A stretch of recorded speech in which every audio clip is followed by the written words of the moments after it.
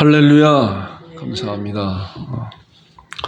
우리 지난 주간에는 또 이제 지난주에 광고한 것 같이 우리 교회 이렇게 쌀이 또 선물로 들어와서 우리 교회를 통해서 또 여러 사람들에게 또 작은 쌀이지만은 또 쌀을 이렇게 나눠주는 그런 시간을 가졌습니다. 또 그렇게 하고 보니까 받은 이제 분들이 얼마나 감격하고 또 개척교회에서 어려운데 이런 걸 보내주셨다고 또 격려하고 기도하시고 또 우시는 분도 있고 이제 그래요. 그래서 참 잘했다, 참 잘했다. 그래서 우리가 마태복음 5장 16절에 그 말씀이라고 그랬잖아요. 너희 빛을 사람 앞에 비추게 하여 저희는 너희 착한 행실을 보고 하늘에 계신 너희 아버지께 영광을 돌리게 하려 하심이라. 이런 일을 통해서 그분들이 하나님을 더 깊이 신앙하고 감사드리고 하는 그런 일이 되었구나 이렇게 이제 생각이 되었습니다. 만약에 이런 일이 없었다고 하면은 전혀 그런 것을 경험하지 못하잖아요. 참 우리 손길을 통해서 베푸는 것이 얼마나 귀한 것인가 다시 한번 경험하는 시간을 또 가졌습니다. 또 그렇고 나니까 또 어느 권사님께서 또 배를 그냥 최특상품을 해갖고 아주 또 많이 또 이렇게 보내주셨어요. 너무 감사하다. 우리가 이따가 점심 먹고 또 배 또 같이 먹으면서 우리 하나님 앞에 감사드리는 그런 시간을 또 이렇게 갖겠습니다. 감사는 그래서 참 이렇게 선순환인 것 같아요. 감사는 나로 말미암아 끝나게 되면은 여기서 멈추는데 이것을 통해서 다른 이들에게 그리스도의 사랑을 비출 때 그 사랑이 또 다른 분들을 통해서 또 그분들도 마찬가지로 다른 분들에게 나도 그렇게 해야 되겠구나 하는 생각을 갖고 또 그렇게 실천할 때 계속적으로 이어지는 그런 사랑의 줄이 이어져 나가는 것이구나. 이게 하나님의 사랑이라는 거예요. 이것은 절대로 마이너스가 아니에요. 물질적으로 마이너스인 것 같지만 우리 하나님께서는 어떻게 해요? 주라 그러면 너에게 줄 것이요 곧 후이되어 누르고 흔들어 넘치도록 안겨준다고 하는 그런 약속된 말씀을 분명히 이룬다는 거예요. 우리가 정확히 좀 잘 알아야 될 것은 하나님의 말씀에 대해서 좀 더 관심을 갖고 신앙하며 또 사모하는 그런 마음을 가져야 된다. 이렇게 생각이 되어져요. 여러분들도 하나님의 말씀에 정말 관심을 갖고 내가 일주일 동안 하나님의 말씀을 얼마나 갈급한 마음으로 사모하는 마음으로 말씀을 보고 있는 것인가. 자기 신앙을 잘 살펴봐야 돼요. 내가 하나님의 말씀을 갖고 있는데 지금 이 하나님의 말씀을 누구나가 언제든지 마음만 먹으면 볼 수 있잖아요.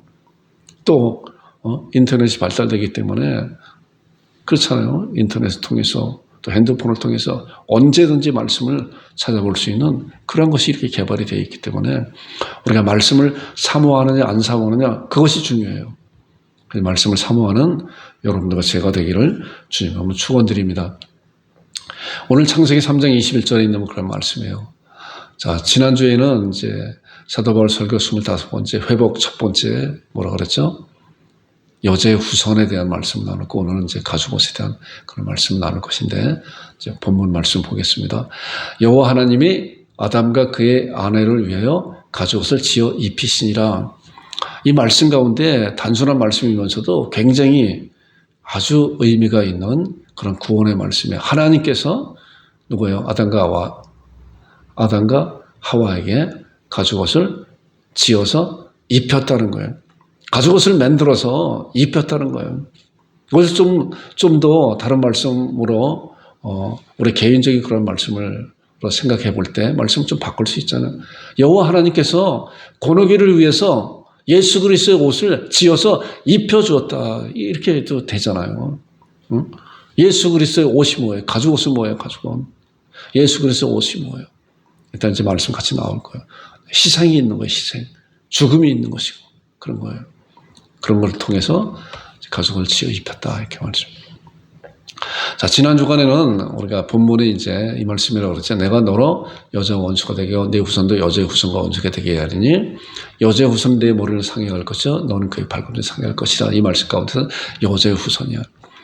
제가 계속적으로 지난주에 말씀을 조금씩 이렇게 다시 짚어보고 또 말씀을 나누는 것은 이번 주간을 통해서, 이번 일을 통해서 같이 말씀을 나눈 거가 굉장히 기초적이면서도 굉장히 중요한 그런 말씀이에요.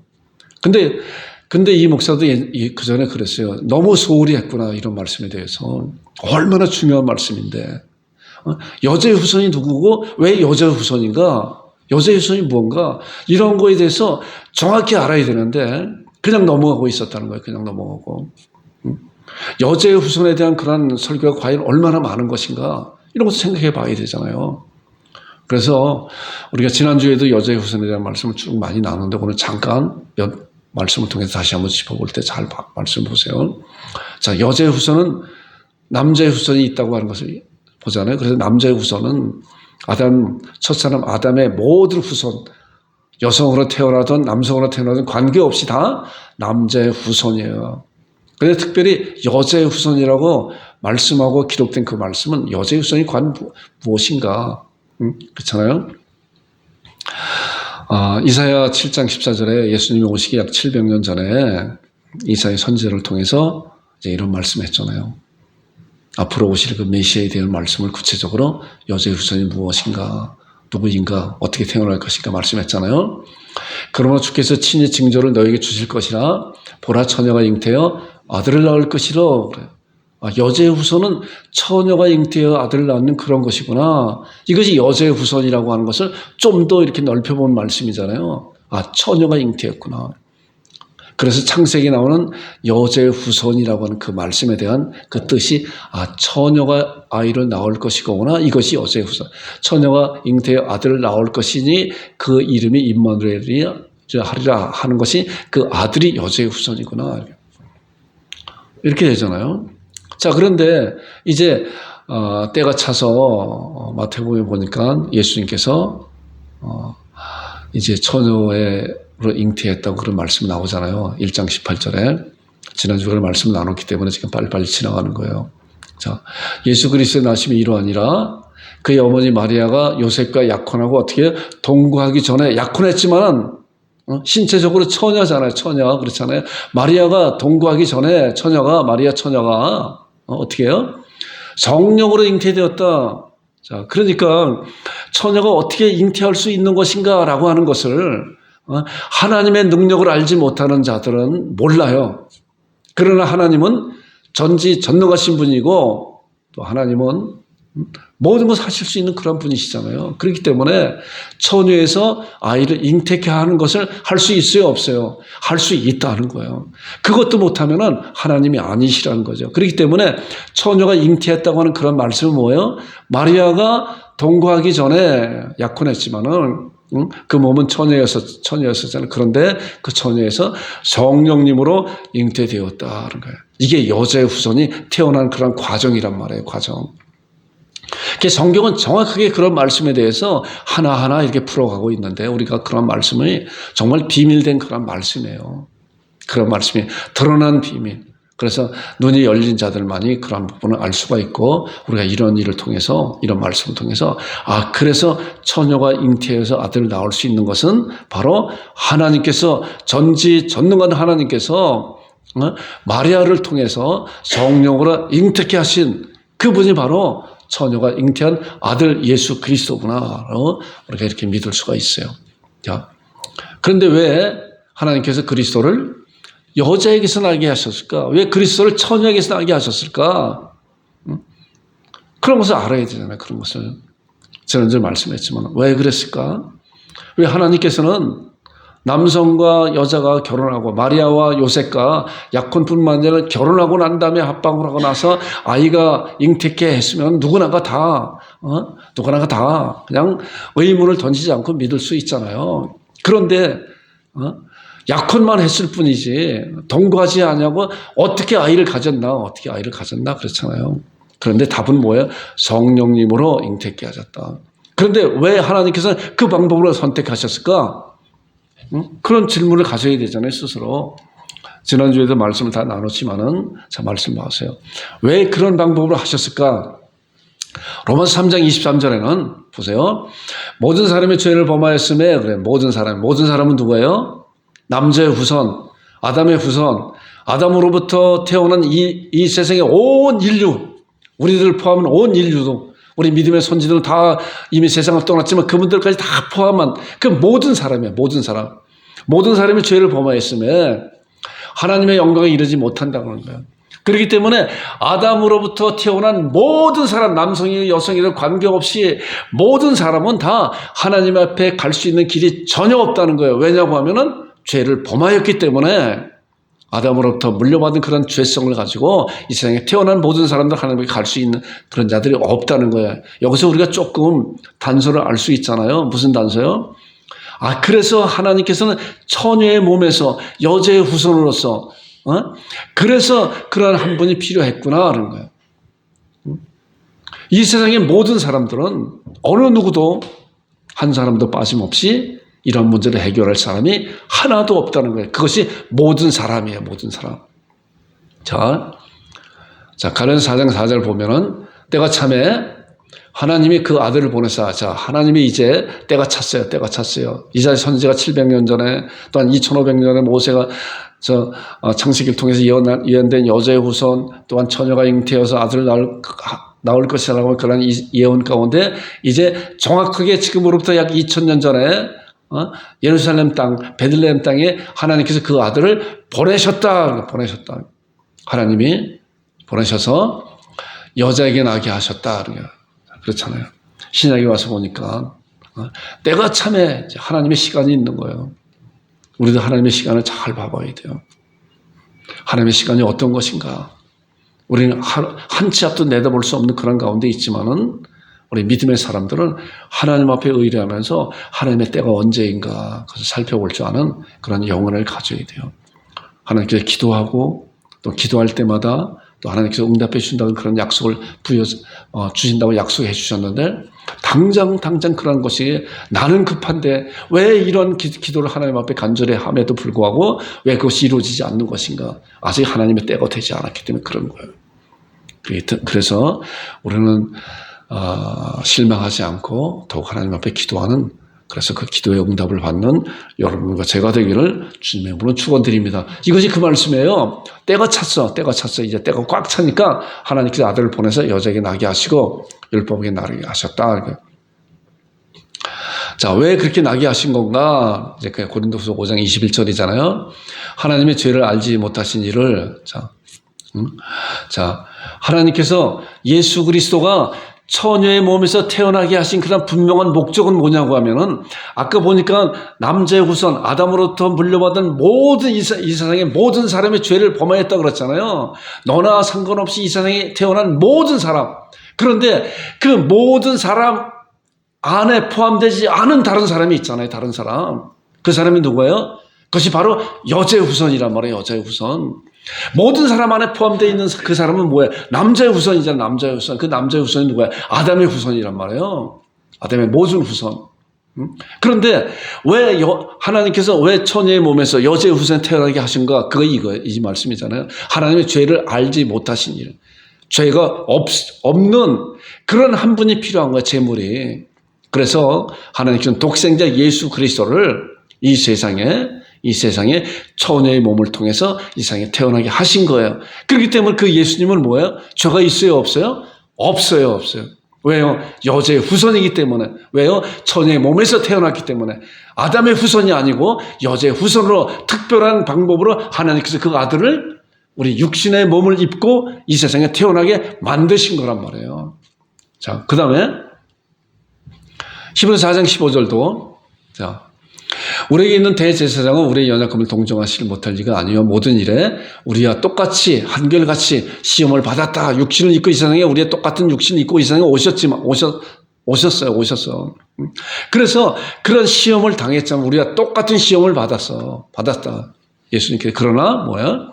죄는 없다는 거. 죄를 하나도 짓지 않았다는 거예요. 완벽한 삶을 사셨다는 거 아니에요? 완벽한 삶을.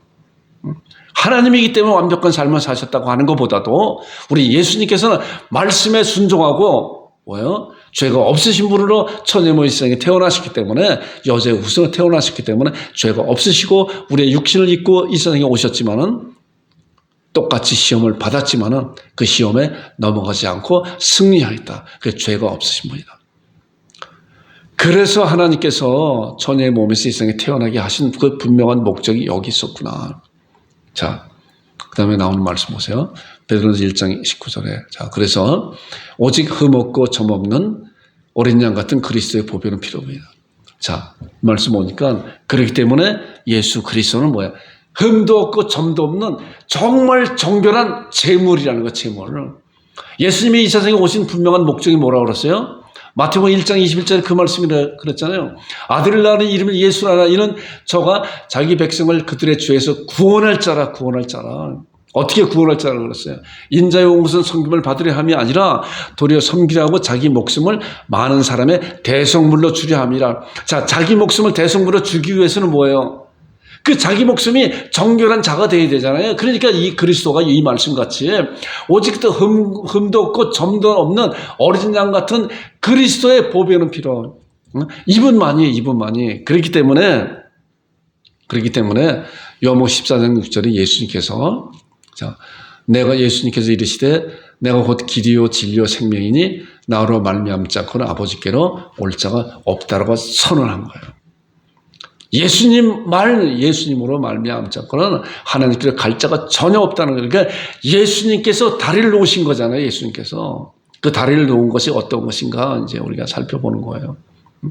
예수님만이. 자, 사도행전 4장 12절에 다른 이로서는 구원을 받을 수 없나니 천하 사람들 중에 구원을 받을 만한 다른 이름을 우리에게 주신 이름이 없느니라. 천하, 하늘 아래 있는 모든 사람, 그 중에서 구원받을 만한 다른 어떠한 사람이 하나도 없다는 거예요. 아까 그래서 로마서 3장 23절에 모든 사람이 죄를 범하였음에 그렇잖아요. 모든 사람. 그래서 한 분 필요하구나, 한 분. 그런데 그 한 분이 아담의 후손, 남자의 후손 이상에 태어나는 분은 절대로 그 한 분이 될 수가 없는 것이다. 그래서 그 한 분은 뭐예요? 그래서 처녀의 몸에서 죄 없이 이 세상에 태어난 분이고 육신이고 태어났지만은 우리가 한결같이 시험 받았지만은 하나도 죄가 없으신 분이다. 그래서 오직 점도 없고 흠없도 없는 어린 양 같은 그리스도의 보배로운 피로 하는 것이다. 이 말씀이 그거예요. 자, 이제 여자의 후손에 대한 그런 말씀을 우리가 정확히 잘 알았잖아요. 그래서 하나님께서 우리 인간의 논리로 생각지도 못한 그런 방법을 가지고 처녀의 몸에서 이 세상에 태어나게 하신 거구나. 이게 굉장히 중요한 진리예요. 굉장히 중요한 거예요, 이것이. 이 목사가 말씀을 보면 볼수록 정말로 처음 가져가야 되는 그런 신앙이고 아주 기초적인 신앙이고 그러면서도 평생 가져가야 되는 그런 신앙이고 굉장히 중요한 신앙이에요. 그렇잖아요. 여러분들 스스로 질문해 봐야 돼요. 왜 예수님께서 처녀의 몸에서 태어나셔야 되는 건가? 왜 그런 건가? 왜 하나님께서 그런 건가? 거기에 대한 분명한 답을 우리가 갖고 있어야 돼요. 지금 말씀한 것 같이. 그래서 처녀의 몸에서 태어나신 그분은 바로 예수님만이구나. 그래서 보세요. 오직 예수님이에요. 오직 예수님밖에 없는 거예요. 구원주는 오직 예수님밖에 없는 거예요. 어느 누구도 없는 거예요. 아까 말씀을 확실히 봤잖아요. 모든 사람이 다 죄를 범했으면 하나님의 영광에 이르지 못하는데 그 남자의 후손, 아담의 후손들은 다 하나도 안 돼요. 한결같이 안 되는 거예요, 다. 그러나 하나님께서 특별한 방법으로 처녀의 몸에서 성령 힘으로 말미암아 이 세상에 우리의 육신을 입고 이 세상에 태어나게 하신 그분이 하나님의 독생자 예수 그리스도예요. 오직 이분만이 우리의 죄를 대신 하나님 앞에 갚아줄 수 있는 제물이 되는 거예요, 제물이. 이제 이런 사실에 대해서 이게 얼마나 기초적인 아주 기본적인 그런 그 신앙의 그 말씀이잖아요. 그럼에도 불구하고 우리는 얼마나 소홀히 하고 있는 것인가. 잘 말씀을 잘 다져지고 스스로 왜 예수님이 처녀의 몸에서 태어나셨나? 그것에 대한 분명한 답을 갖고 또 특별히 성경을 근거로 갖고 있으면 더 분명해요. 더 흔들리지 않아요. 확실해요. 그래서 오직 예수님만이구나. 그렇기 때문에 예수님께서 내가 곧 길이요 진리요 생명이니 나로 말미암지 않고는 이거예요. 나로 말미암지 않고는 아무도 아버지께로 갈 수 있는 길이 전혀 없다. 이렇게 선포한 거예요. 우리도 그렇게 돼야 돼요. 우리도 그렇게. 다른 이들에게 오직 예수님만이 우리의 죄를 하나님 앞에 갚아줄 수 있는 유일한 구원주다, 메시아다 라고. 제가 여기는 하지 않았지만 말씀을 화면에 띄우지 않았지만 사도행전 5장 42절에 있는 말씀을 보면은 제가 읽어드릴게요. 자, 제자들이 말씀을 증거하면서 그들이 날마다 사도들은 그의 이름을 위하여 능력받는 일에 합당한 자로 여기심을 기뻐하며 공의 앞을 떠나니라.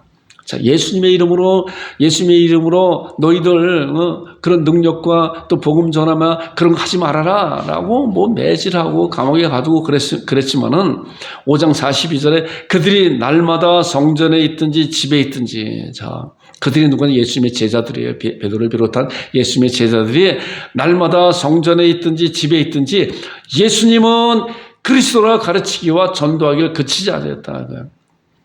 예수님은 그리스도라고 하는 거예요. 예수님은 그리스도라 가르치기와 전도하기는 어떻게 해요? 예수님이 그리스도라고 하는 것은 뭐예요? 바로 지금 말씀한 것 같이 예수님은 이사야 선지자를 통해 처녀의 몸에 세상에 태어나게 하신 것이고, 하나님께서 예수 그리스도를 마리아 처녀의 몸에서 이 세상에 성령으로 말미암아 태어나게 하셔서 그분만이 하나님께로 갈 수 있는 유일한 그런 달이다, 그런 길이다라고 하는 거예요. 이런 말씀을 잘 신앙으로 여러분과 제가 되기를 주님으로 축원드립니다. 오늘 창세기 3장 21절에 있는 본문 보면은 말씀하다가 12시 전에 제가 말씀을 이렇게 끊을 거예요. 나머지는 다음에 할 거고요. 자, 창세기 3장 21절에 보게 되면은 여호와 하나님이 아담과 그의 아내를 위하여 가죽옷을 지어 입혔다. 이 가죽옷과 예수님과의 그런 관계가 무엇인가? 과연 이 가죽옷과 여자의 후손 예수 그리스도와 관계가 어떤 것인가를 또 우리가 말씀으로 잘 알아야 돼요. 자, 가죽옷. 자, 이런 말씀을 이제 제가 준비하면서 이렇게 세 가지 생각해 봤어요. 자, 가죽옷이라고 하는 것은 뭐예요? 가죽옷. 그냥 가죽옷이 생기는 거 아니잖아요. 희생이 있어요, 희생.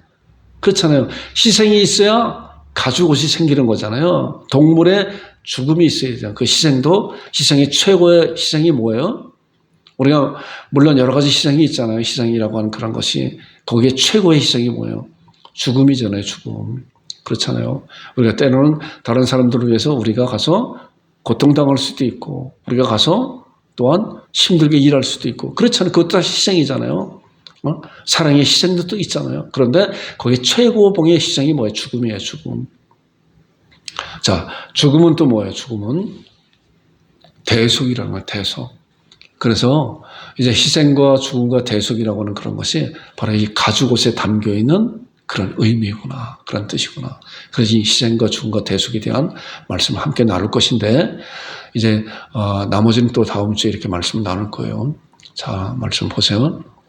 자, 레위기 17장 11절에 보게 되면은 이제 그런 말씀에서 이 말씀을 먼저 잘 알고 말씀을 들어가야 그렇구나 하는 거예요. 자, 육체의 생명은 피에 있음이라 내가 이 피를 너에게 주어 제단에 뿌려 너의 생명을 위하여 속죄하게 하였나니 생명이 피에 있으므로 피가 죄를 속하느니라. 그래. 피가 죄를 속하느니라. 뭐예요?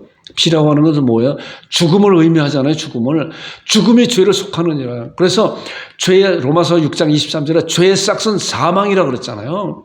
그렇기 때문에 온 인류는 죄의 대가를 가지고 이제 사망이 이룬대요. 육신의 죽음뿐만이 아니라 그 영원히 지옥 가는 그런 사망을 포함하는 거 있잖아요. 자, 그런데 뭐예요? 그 죄를 속하기 위해서는 뭐예요? 피가 흘려야 된다. 죽음이 있어야 된다라고 하는 그런 말씀을 레위기 율법을 통해서 말씀하고 있는데 이제 히브리서 기자는 그 말씀에 대해서 이렇게 말씀하고 있어요. 율법을 따라 거의 모든 물건이 피로써 정결케 되나니, 자, 율법에서도 계속적으로 죄를 지은 그런 백성들이 이제 동물을 잡아고 제사장한테 가서 자기 죄를 고백하고 거기에 머리에 안수하고 그래서 자기 죄가 그 동물에 전가돼서 그 동물을 잡아서 제물로 하나님 앞에 드렸을 때 그 백성은 뭐예요? 그 죄가 용서받고 감사함으로 기쁨으로 돌아가잖아요. 그것이 율법에서 주어지는 그런 제사 방법이에요. 제사 방법. 그래서 피로써 정결케 하나니, 자, 피 흘림이 없은 즉 사함이 없는지라 이 말씀이에요. 피 흘림이 없은 사함이 없는지라. 근데 왜 이런 방법을 하였을까? 그냥 하나님께서 말씀으로만 해도 되는데 그러나 이것이 하나님의 주권이에요. 주권.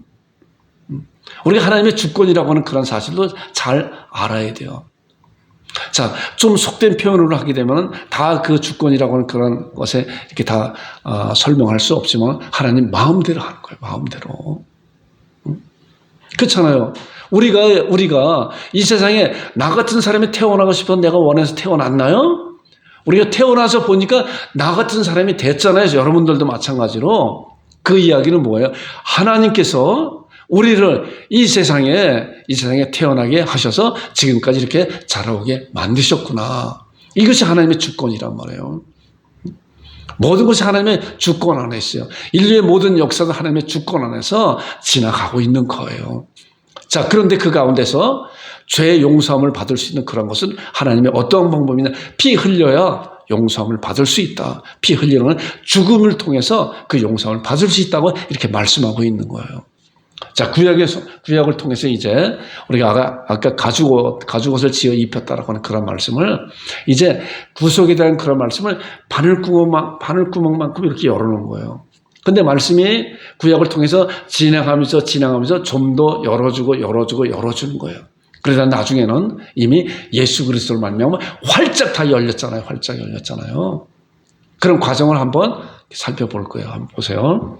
자, 창세기 4장에 보게 되면은 이제 하나님께서 아담과 하와를 에덴에서 쫓겨 내보내고 그리고 아담이 가죽옷을 지어 입힌 그런 모습을 보면서 이제 성경에 그런 말씀이 나오지 않지만은 자기의 자녀들에게 가인과 아벨에게 이제 제사 드리는 그런 방법을 가르치는 걸 보면은 아담도 그 이후로 계속적으로 제사를 드렸구나라고 이렇게 생각해 볼 수 있어요.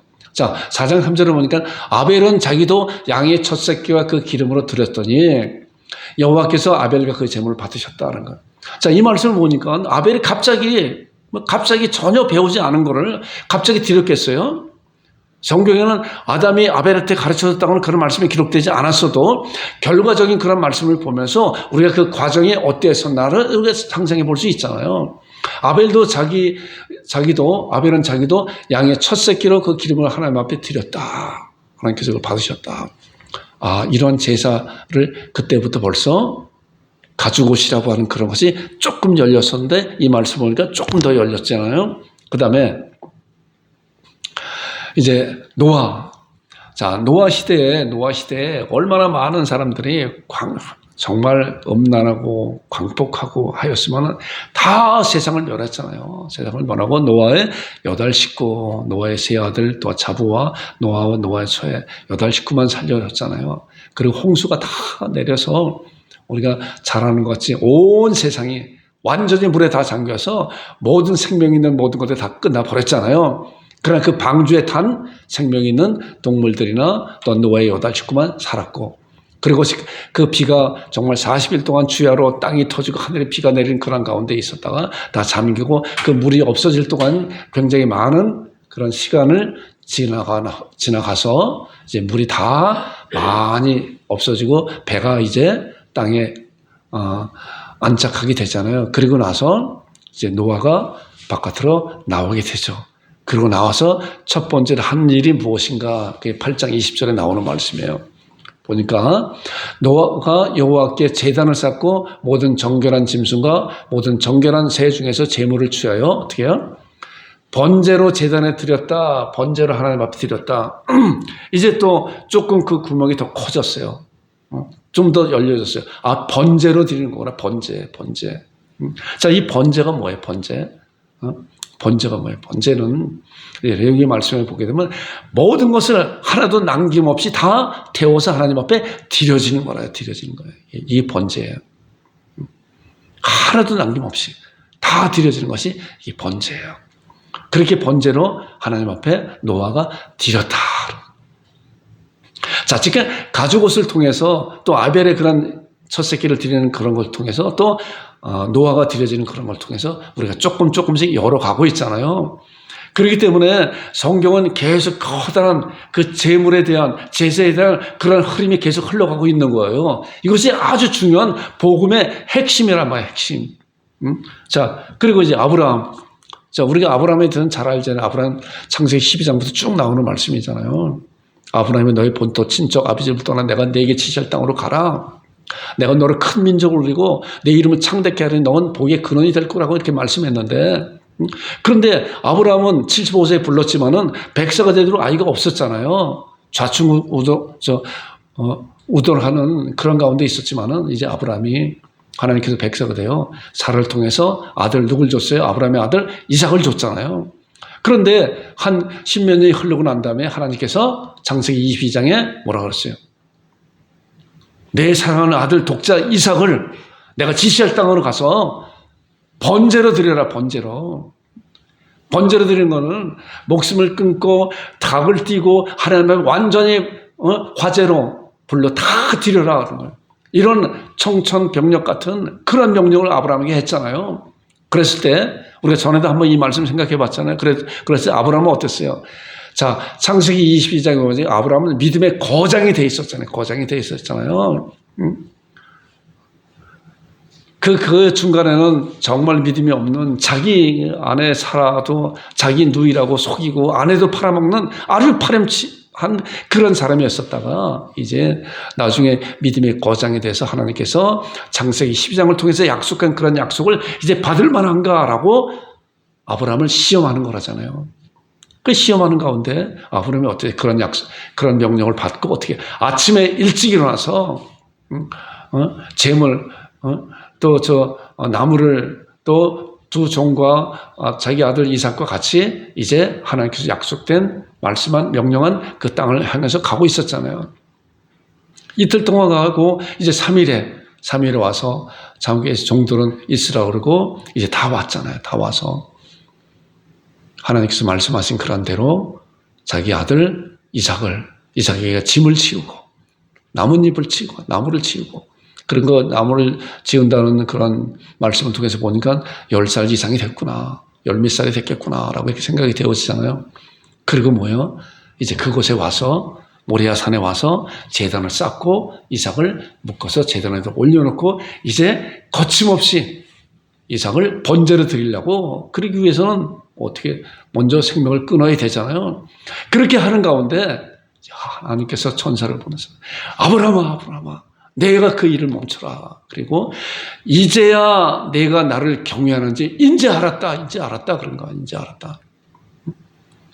이것이 하나님의 때란 말이에요. 이것이 하나님의 때. 이제 알았구나. 내가 나를 경외하는지. 그래서 창세기 12장을 통해서 약속된 그 약속이 이제 너한테 받을 그릇이 됐구나. 그거 다 부어줬잖아요. 그리고 이제 나오는 말씀이 22장 13절에 아브라함이 이제 눈을 들어서 살펴보니 이제 번제를 드려야 될 그 이삭을 이제 죽이지 말라고 급하게 아브라함 그렇게 그에게 손대지 말라고 그랬잖아요. 그런 눈을 들어서 살펴보니까 한 수양이 뒤에 있는데 풀이 수풀에 걸려 있는지라 아브라함이 가서 그 수양을 가져다가 어떻게 해요? 아들을 대신하여 번제로 드렸다. 자, 이 말씀은 좀 더 열렸잖아요. 뭐예요? 아까 노아는 번제로 드렸다고 말씀하고 있지만은 여기 보니까 대신하여 드렸구나. 대신하여 이삭을 대신하여 번제로 드린 거구나. 이게 가죽옷이 주는 희생과 죽음과 속죄에 대한 대속에 대한 그런 말씀이 진행되고 있는 거예요. 그래서 성경은 일맥상통하는 그런 말씀이 아브라함을 통해서 누구예요? 이삭을 대신해서 번제로 순양을 드렸잖아요. 우리가 이 말씀을 통해서 보더라도 뭐예요? 우리를 대신해서 예수 그리스도를 번제로 하나님 앞에 드렸단 말이에요. 우리는 이미 알고 있는 그런 말씀을 이제 그 과정을 보고 가는 거예요. 그리고 이제 뭐예요? 모세를 통해서 이제 문서화 하잖아요. 율법이 주어지잖아요. 율법이 주어지는 가운데 그 제사법에 대한 번제에 대한 그런 말씀을 레위기 1장에 나오는데 그 말씀을 보면은 레위기 1장 3절 4절 말씀이에요. 그 예물이 소의 번제이면 자, 번제라고 하는 것은 아까 얘기했잖아요. 다 드리는 거라 그랬잖아요. 그리고 불러 태워서 하나도 남김없이 드리는 거라 그랬잖아요. 흠 없는 수컷으로 회막문에서 여호와 앞에 기쁘게 받으시도록 드릴지니라. 그는 번제물의 머리에 안수할지니 그를 위하여 기쁘게 받으심이라. 그를 위하여 속죄가 될 것이라. 이제 조금씩 이제 많이 열렸잖아요. 아까 가죽옷이라고 하는 것은 바늘구멍 같이 속죄에 대한 것을 이렇게 말씀해 놓았는데 노아를 통해서 아브라함을 통해서 그런 부분에 대해서 이렇게 열리면서 이제 하나님께서 모세를 통해서 율법이 주어졌는데 이제 번제에 대한 것은 그는 4절 보니까 그는 번제물에 머리에 안수할지니 그를 위해 기쁘게 받으심이라. 자, 그를 위해 속죄가 될 것이라 그러죠. 그래서 이제 안수가 나오죠. 안수. 그렇죠? 점점 더 크게 열리잖아요. 자, 이 말씀 보면 예수 그리스도께서 뭐예요? 하나님께서 우리의 죄를 예수님한테 전가시켰다 그랬잖아요. 이사야 53장 6절 그 말씀 아니에요? 우리는 다 양 같아서 그릇 행하여 각기 제 길로 갔거늘 여호와께서 우리 무리의 죄악을 나의 죄악을 예수 그리스도께 그에게 담당시켰다 그런 거야. 담당시켰다. 이렇게 열려가잖아요. 말씀이. 그런 거예요. 그러에 숙제가 될 것이라. 그래서 이런 말씀을 순종하면서 말씀대로 제사장에게 자기 죄를 고백하고 그 머리에 안수시키고 자기 죄를 그 머리에 안수시킨 그 동물에게 전가시키고 동물이 번제를 드렸을 때 자기의 죄는 하나님 앞에 다 갚아진 거예요. 그리고 감사함으로 기쁨으로 집으로 돌아오게 되는 거죠. 자, 이런 이제 율법이 신약에까지 이제 나와요. 신약에까지. 예수님 태어나실 그때도 예수님도 그 율법에 순종한 것을 이렇게 보게 돼요. 너무 2장에 보면은 이제 예수님의 어머니께서 예수님의 부모님들이 이제 예수님 모세의 법대로 정결 예식의 날에 참에 아기 예수님을 데리고 예루살렘에 올라가니 이는 주의 율법에 쓴 바 첫 해 처음 난 남자마다 주의 거룩한 자라 하리라 한 대로 아기를 죽게 드리고. 자, 이때도 율법을 지킨 그런 거. 율법이 계속 이어져 나왔잖아요. 그때까지.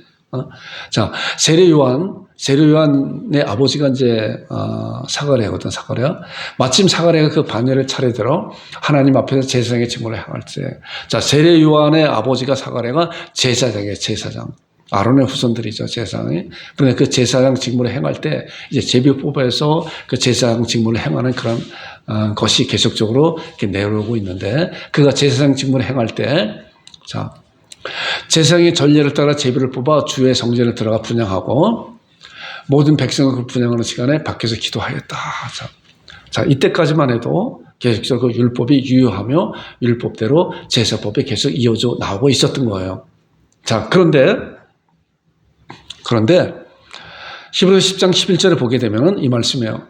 제사장마다 매일 서서 섬기며 자주 같은 제사를 드리되, 자, 제사장마다 매일 섬기며 자주 같은 제를 드렸잖아요. 사가랴도 그랬고 그때까지도 계속적으로 율법이 주어지고 제사장들이 세워지고 그때부터 계속적으로 제사를 드리되 뭐예요?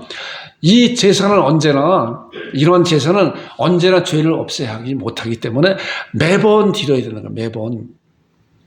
이 제사는 언제나 죄를 없애하지 못한다. 그렇기 때문에 히브리서 10장 1절에 이거예요. 율법은 장차오는 일에 좋은 그림자일 뿐이요 참 형상이 아니다. 그래서 율법은 장차오는 것에 그림자일 뿐이며 참 형상이 아니다. 그런데 그 참 형상이 무언가? 참 형상이 해마다 늘 드리는 같은 제사는 나오는 자들 언제나 온전하게 할 수 없다. 그렇기 때문에 율법으로 드려지는 그런 제사는 한시적이다. 언제나 온전하게 할 수 없는 것이다. 그렇기 때문에 갈라디아서 3장 19절에 나온 그 말씀이 이제 그거예요. 그런즉 율법이 뭐냐? 범법화본인에 더해진 것이라. 천사들을 통해서 한 중보자 모세를 통해서 베푸진 것인데, 자, 어떻게 해요? 약속하신 자손이 오시기까지 될 것이다. 그래서 그 율법의 제사는 약속하신 자손이, 그 약속의 자손이 우리 알잖아요. 예수님이잖아요. 때가 참에 하나님께서 그 아들을 보내서 여자에게 나게 하시고 율법에게 나게 하셨다는 그런 부분이잖아요. 약속하신 자손이 오실 때까지 있을 것이다. 이제 이런 사실을 우리가 그래서 가죽옷에 대한 그런 말씀에 대해서 조금 열려져 있었던 것이 말씀을 통해서 보니까 안수까지 왔잖아요. 안수까지. 그리고 이 말씀에 대해서 율법에서는 약속하신 자손이 오실 때까지 있을 것인데 그 약속하신 자손이 갈라디아서 4장 4절 나오는 말씀이에요. 오늘 여기까지 말씀 나눌 거예요. 자, 말씀 4절 잘 말씀 보세요. 때가 참에 하나님이 그 아들을 보내사 여자에게 나게 하시고 율법에게 나게 하신 것은 율법 아래 있는 자들을 속량하시고 우리로 아들의 명분을 얻게 하려 하심이라. 자, 예수님께서 이 세상에 오신 분명한 그런 목적이 여자에게 나게 하시고 율법에게 나게 하셨다. 왜냐하면 율법 아래 있는 자들을 속량하시고, 우리는 율법 아래서 율법으로 말미암아 죄가 드러나고 그 죄로 말미암아 영원히 지옥 갈 수밖에 없는 그런 죄에 대한 사망이라고 하는 그런 것을 이제 하나님께서 예수 그리스도를 이 세상에 어떻게 해요? 처녀의 몸에서 보내셨다. 그 처녀의 몸에서 보내셨다고 하는 것은 죄가 하나도 없으신 분을 보내셨다. 그렇기 때문에 다른 이로서는 구원을 얻을 수 없나니 천하 인간의 구원을 얻을 만한 다른 이름을 우리에게 주신 일이 없고 바로 예수님만이 내가 곧 길이고 진리요 생명이다. 그래서 그분만이, 오직 그분만이 율법 아래 있는 죄로 말미암아 영원히 지옥 갈 수밖에 없는 그런 자들을 하나님 앞에 갚아줄 수 있는 그런 재물이 된 거다. 재물. 이것이 가죽 옷에 대한 그 비밀에 대한 말씀의 그런 성취예요. 다음 시간에 그 예수님께서 어떻게 그런 일을 성취하셨나 함께 나눌 거예요. 자, 이 말씀 다시 한번 보세요. 5절을 보니까 율법 아래에 있는 자들을, 우리가 율법 아래에 있는 자들이에요. 그런데 그런 율법 아래에 있는 자들을 속량하시고, 그 뭐예요? 속량을 하는 것을 값주고 샀다는 거 아니에요. 그래서 우리는 예수님께 값주고 산 그런 사실을 믿는 그런 자들은, 하나님의 자녀가 된 그런 자들은 뭐예요? 율법에서 벗어났고 율법에 대해 죽었다는 거예요. 율법은 지금도 여전히 존재하지만은 하나님의 자녀들은 이미 율법에서 벗어났고 율법에 대해 죽었기 때문에, 왜? 예수 그리스도께서 율법의 요구를 다 성취시켰다는 거예요. 십자가상에 통해서. 그렇기 때문에 다시는 그런 죄를 갚을 수 있는 그런 필요성이 없어졌다 하는 그런 사실을, 이 말씀을 잘 신앙하면서 우리가 예수님께서 이 세상에 오신 그런 분명한 목적과 또 예수님께서 처녀의 몸으로 이 세상에 오신 그런 분명한 목적을 잘 말씀으로 다져지고, 또 가죽옷에 대한 그런 것이 어떤 것인가를 성경을 통해서 잘 다져지고 신앙하는 여러분과 제가 되기를 주님의 이름으로 축원드립니다. 기도하겠습니다. 아버지 하나님, 은혜를 감사합니다.